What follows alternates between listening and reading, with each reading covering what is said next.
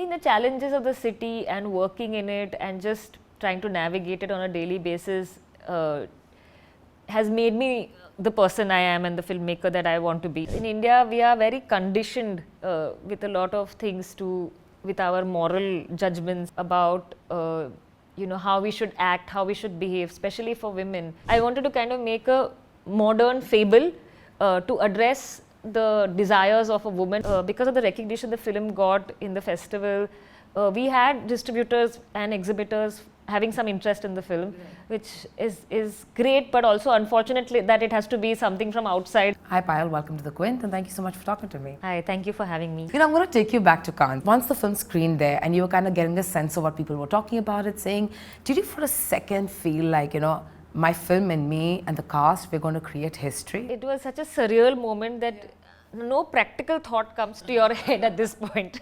You're just like, will I look neat and nice to go there and present myself well? And because you're also so much in awe of everybody there, people in the audience, the filmmakers that you love, the people presenting the award. It was like, you just feel like, should I be staring at them or should I be talking? But there was never a minute where you thought, listen, I think jeet to jayenge hum. Did you ever feel that for a second? Okay, so let me tell you a little truth about Cannes. What it is that in the morning they tell you won something. Okay. So you have your whole day to build up to this thing. They're like, because they want you to show up wearing nice clothes and things, so they have to give you a heads up. Yeah. So they tell you won something. You don't know what you won. So already you're feeling like, something has happened. Yeah.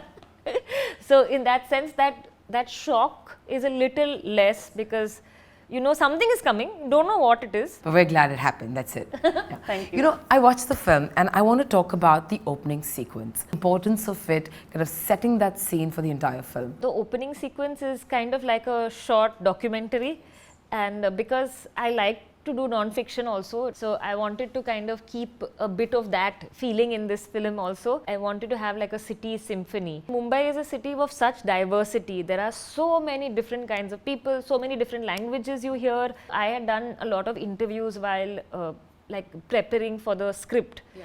And a lot of those interviews is where all the snippets came from, the stories of what they are saying in that opening sequence. Again, right in the opening sequence, when there's a guy who says, I fought with my father and I came to Bombay. Someone says, my heart was broken, so I'm here. Somewhere it gives you a sense, does Mumbai fix people also? Is that what you're trying to say? And if it is that, what has your relationship been with the city? And has it ever fixed you? For the opening sequence, for the girl who says that my heart was broken and then I forgot about everything because the city makes you forget.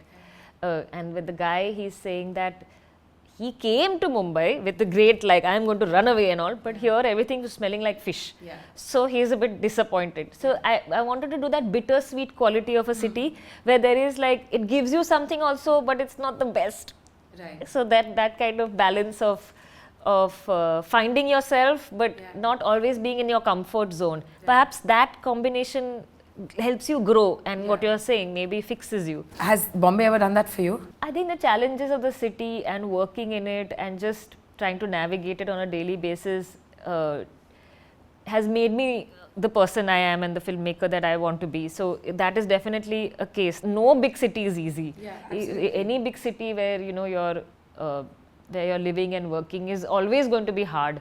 Whether it's New York or it's Navi Mumbai, it's all difficult. Life is difficult. I feel that cities are definitely a space of opportunity, especially in a country like ours where development is focused on big cities. In the film, there's a dialogue, in the darkness we search for light. Where did the concept of this dialogue really come from? And as I say this, is there a moment from your life where you think, God, I was really searching for light? For me, the dialogue comes from a kind of mindset where in India we are very conditioned with a lot of things with our moral judgments about how we should act, how we should behave, especially for women, and we are not able to kind of think out of that. So for me, that light was about possibility of thinking that there is perhaps another way, that you can live your life in a way that the society doesn't expect of you. And for me personally, I wanted to make this film, and finding a different way to make it has been seeing the opportunity and possibility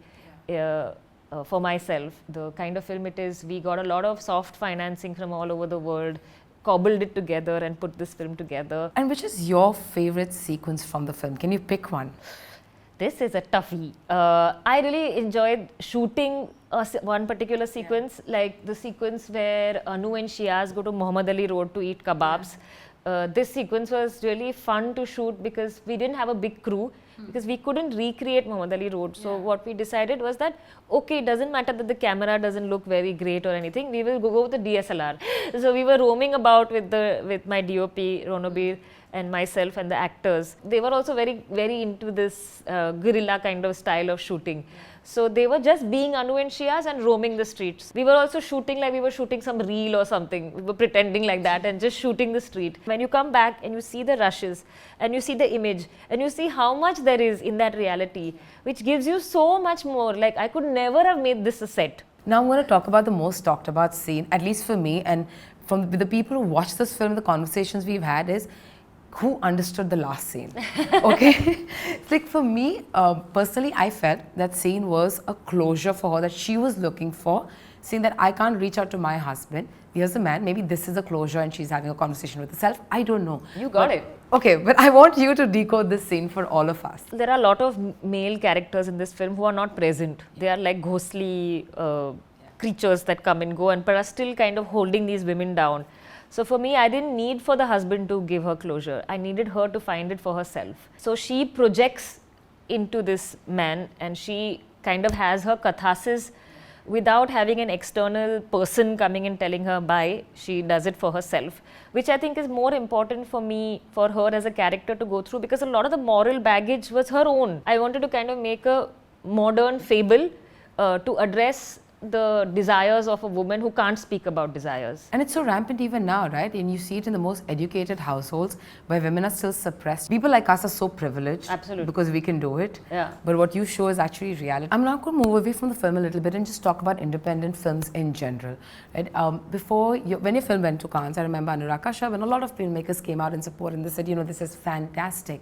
But some things that they also said was, it's unfortunate that in our country, when there's such a great filmmaker and there's so many other great independent films being made, it's not the easiest to get funding or to get distributors. What are some of the challenges that you face along the way when you were trying to bring this film to light? One thing that I was very concerned about, actually two things. One was the censor board and second was the distribution. I didn't want to have to cut the film because there are so many things about the scenes in the film which are adding to the script. But fortunately, the censor made no cuts and has released the film with a adult rating, which is still better than cutting it. And with distribution is obviously a challenge. Forget independent, all filmmakers distribution is a challenge. Yes. And people coming out to watch their film. Because of the recognition the film got in the festival, we had distributors and exhibitors having some interest in the film, which is great, but also unfortunately that it has to be something from outside that make people interested to show the film. Well, something is better than nothing, I guess. Spirit Media then came on board, which I think is a great support and it's a great crossover episode. So how do you think the Indian film industry as a whole kind of can help independent films? What is happening with Spirit and my film, I think that's really something that other big filmmakers and actors can do for independent films, like Rishabh Shetty is supporting a lot of local cinema from Karnataka because our films are very small, they can be made.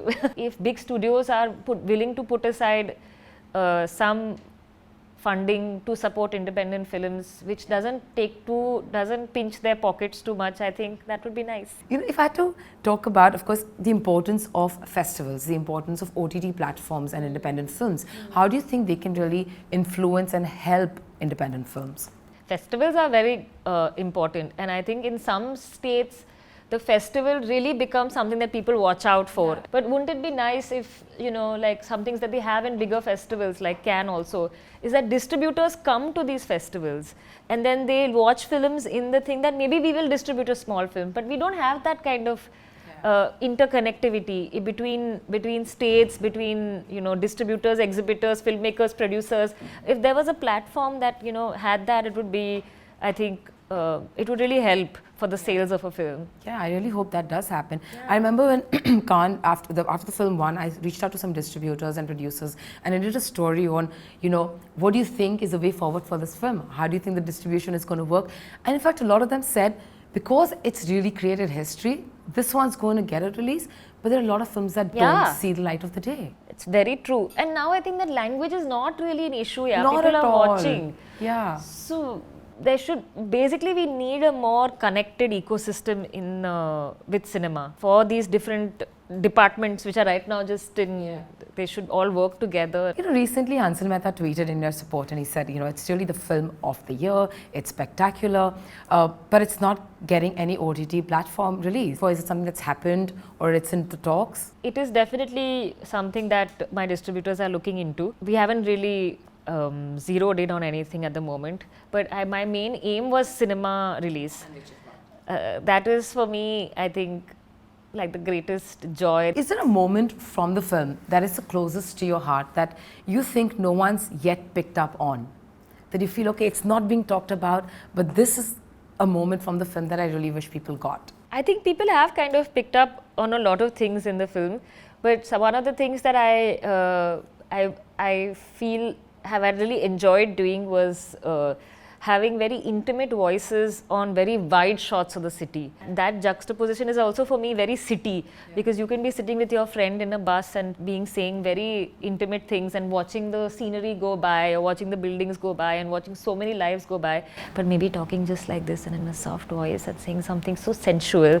This kind of play of image and sound really I feel is a lot of fun. It's a cinema tool that kind of makes you talk about so many things, about privacy, about public space, about, you know, city life, about young romance. And I wanted to put like a story which I had heard some nurses telling me. This basically the story that Anu tells. She has about Crystal Nurse and how an older man exposes himself to her. It was basically a story that was told to me between two nurses, one who was very embarrassed to say it and the other who was like, look at her, she's so embarrassed. So how to kind of bring that mixture of openness and shyness and things like this was a scene that I really enjoyed working with, using cinema to kind of talk about those things. And I laughed so hard, just in the way she was narrating it. Yeah, she did a really great performance. Yeah, she was fabulous. She was fabulous. Thank you so much. Thank you for the film. Really, really do hope that you make much more fabulous cinema that I'm looking forward to watching. Thank you. Thank you.